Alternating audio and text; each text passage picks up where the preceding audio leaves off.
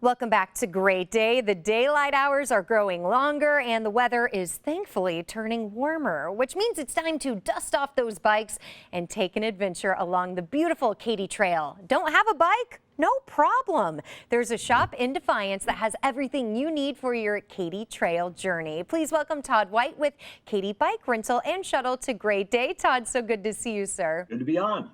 So my first question for you, what types of different people do you see on the Katy Trail?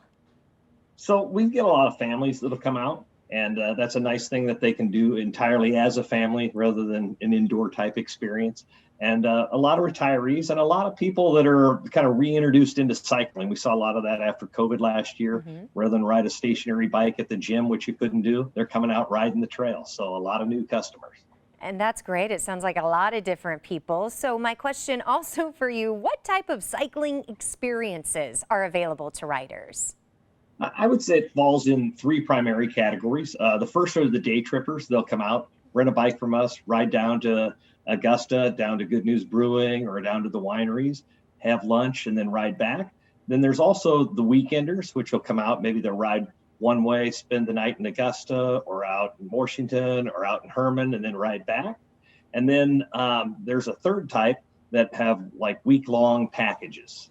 And that traditionally is something like we take them to the other end of the state and they ride back over a period of like 5 days. I like that, for all different types too. How does one go about planning a Katy Trail trip? There's a lot of resources, and I think it really boils down to the experience that you're looking for. So some people like to camp. Some people like to plan everything themselves. And so there's some great resources on bikekatytrail.com or the Katy Trail guidebook to help you through that. There's additional times people want to do like self-guided, but they want somebody to set up all the reservations and things like that. And we work with Crossroads Cycling, Independent Tourist, and Noble Invention to set those up. And that brings people from various parts of the country. There's also the small scale where you may have like 12 people plus a guide and a sweep and a sag that goes along, takes you to dinner, sets everything up. That's a complete experience.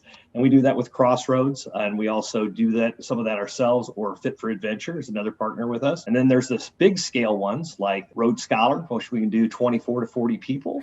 And those are typically retirees. And then there's also things like Big Bam on the Katy Trail, or the Missouri Double Cross, which are like a festival ride, which is similar to like the state ride, which was canceled this year. And it's a camping experience with live music and things like that.